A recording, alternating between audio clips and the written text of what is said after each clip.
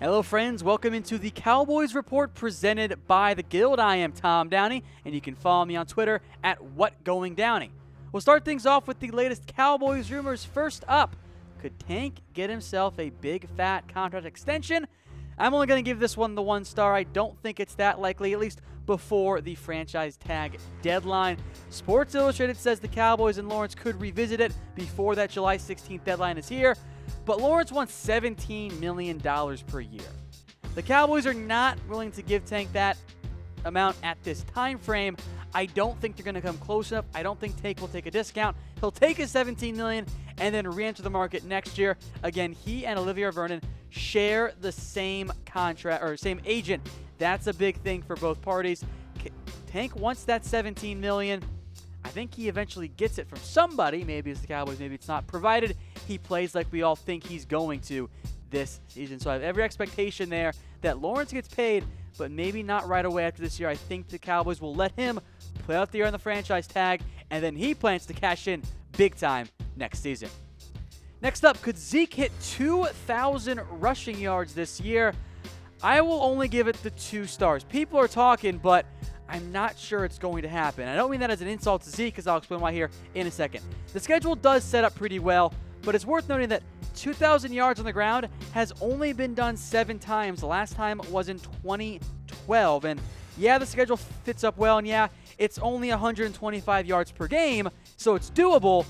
But I think you'll see Elliott more involved in the passing game this year. So here's my compromise. Zeke gets the 2,000 yards, but it includes receiving yards. He's more involved in that. Let's say he runs for 1,600.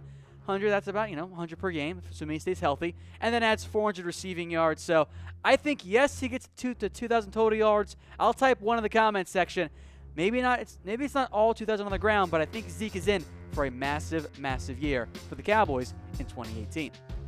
Next up, would LeBron James play well if he was a football player for the Dallas Cowboys? I couldn't resist this one after I saw Reggie Bush chime in on it, and I actually agree. And I'll throw in the caveat here, 3 stars, because A, I don't agree with the numbers Bush threw out there, and it assumes that LeBron played football his entire life. He didn't bail after his junior year in high school at St. Vincent St. Mary. So LeBron was one hell of a football player in high school. Now, obviously, of course, he is one of the best basketball players of all time, if not the best of all time. He's also a big Cowboys fan, which is always fun, as you guys can see there. Bush said LeBron could put up 800 yards and 9 TDs as a Calvin Johnson, Jimmy Graham-type wide receiver or tight end. Look, LeBron was a really, really good high school football player, and frankly, I think any sport that LeBron had focused himself on, he would have been a very good professional player at that level.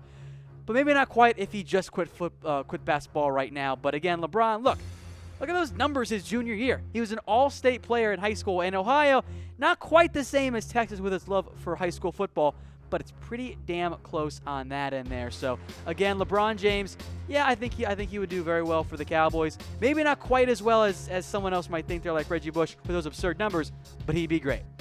All right, folks, I'm Tom Downey. Follow me on Twitter at WhatGoingDowney if you want more Cowboys coverage. We're trying to get me to 4.5K followers. We're real close there. Hit me up with any questions you got on Twitter. I'll respond to them as quickly as I can. Good news is I got pushes on the phone, so it'll come in very quickly. So again, follow me at WhatGoingDowney. We'll take it up to some more rumors around the Cowboys. First up, is Garrett the best option for Dallas? And this comes from Dale Johnson, of course, the former Cowboys fullback. And yes and no on this one, at least from my perspective. I'll give it 2 stars because there's some truth. There's also some fallacies alongside of it. Yes, Garrett is the best option for right now because you can't fire your head coach in July, a week and a half, 2 weeks, 3 weeks, whatever, before training camp. That would sabotage the organization. So it's right for this year, but maybe not long-term. I'm not convinced that Garrett is the long-term guy, and that's because if the Cowboys miss the playoffs this year, I think he's going to get fired. Which brings us to our next rumor. Is Garrett out if Dallas fails to make the postseason? Again, we mentioned it many a time on this show. Well, Tim Cowlishaw has now come around to this mindset as well. Now, he previously said that he thought the Cowboys could give Garrett another year if the offense has issues because they're so young. But he's kind of changed his mind, and he says he agrees If the Cowboys miss the playoffs, Garrett's probably gone. So again, 3 stars. I'm getting closer and closer to an outright 4, by the way, folks. The only reason why Garrett could save his job if Dallas misses the playoffs is if there are injuries. If someone like Dak or Tyron and Zeke all get hurt, then maybe Garrett gets a pass. But I don't think, if everyone's for the most part is healthy, if the Cowboys miss the playoffs this year, I think you're going to see Jason Garrett get fired because the Cowboys gave him another chance. They could have fired him out after this year after a down season. But if there are no playoffs, if there's no playoff berth, I think that Jason Garrett is on his way out as the Cowboys head coach. And at a certain point, and this is what kind of bothered me with Johnson's comment, he says that Garrett needs time. There's been plenty of time for Jason Garrett. At a certain point, the results have to show up. I get that his fear is that you fire Garrett and you get maybe a worse coach, but it's the Cowboys. That shouldn't be an issue.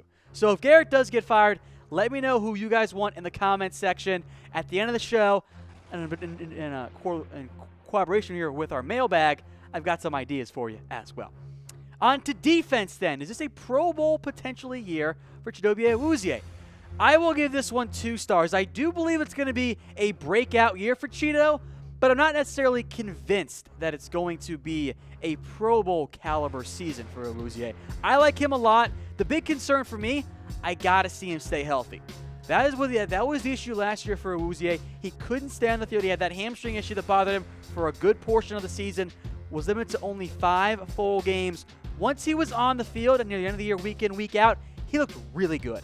So I like what Awuzie brings to the Cowboys, and if he fares well, he's going to be in good shape to get that Pro Bowl berth, because look who he's going up against this year at receiver. Julio Jones, T.Y. Hilton, Odell Beckham twice, DeAndre Hopkins, Doug Baldwin, Mike Evans, Alshon Jeffrey, Michael Thomas. All those guys are going to be on the Cowboys slate this year schedule-wise if they're all healthy. If Chido locks those guys down, he could very well get a Pro Bowl berth. Next up, folks, we do have some updates here for you on Earl Thomas with his Instagram likes and a comment from his former teammate. But first, a word from our sponsor, The Guild.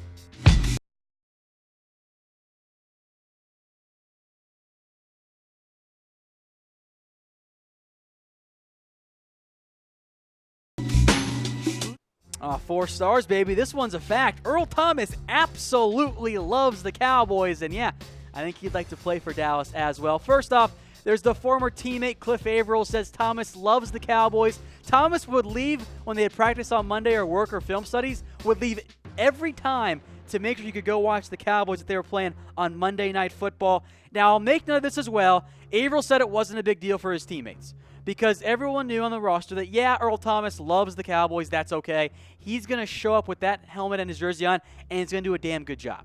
So don't panic there if you're a Seahawks fan about Earl Thomas. But if you're a Cowboys fan, you got to like it, right? Earl Thomas has long been a fan. He, of course, made the very famous comment, now, hey, if you get a chance to come get me, come get me. And if you're Seattle, look, you just lost Cam Chancellor. You might be rebuilding. You have young players in Delano Hill and Hunter Thompson. It could be an option if Seattle thinks they are not going to retain Earl Thomas. I think a second-round pick might be needed to get it done. But with Jeff Heath, Xavier Woods, Kevon Frazier, you at least need one more guy. Earl Thomas would surely bring some firepower to a young and promising Cowboys secondary. So let me know, folks, if the Cowboys should trade for Earl Thomas. Type 1 for yes, type 2 for no. And hey, maybe you just want Dallas to wait until free agency to get something done next season.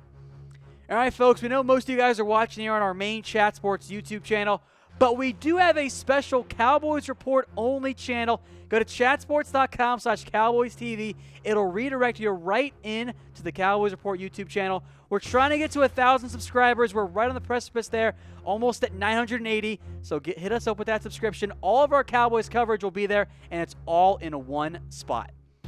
On to tight ends now. Does Geoff Swaim have a chance to be the team's Week 1 starter? I actually do buy this one. I'll give it 2 stars for now because it's not quite set in stone yet, but Nick Eatman of Cowboys.com says Swaim is the frontrunner to open camp as the starter for the Dallas Cowboys. Now, Swaim is the only tight end with a regular season catch, so naturally, he's the frontrunner for now. But Blake Jarwin has looked very good during minicamp and during OTAs. He could take over for Swaim in the near future, so keep an eye out for Blake Jarwin. But Swaim is that block-first tight end, and for the Cowboys, That matters in their scheme. It is a big deal for them. So just keep an eye out there for Geoff Swaim.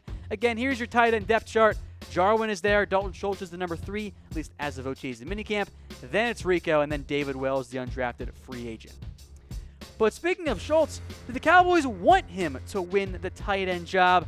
I'll give this one 2 stars. Again, it comes from Nick Eatman in his piece on the Cowboys tight end depth chart, at least his responses to some questions on it. And he says the Cowboys would like Schultz to win the job, and on one hand, that does make sense. The Cowboys invested more in him than any other tight end.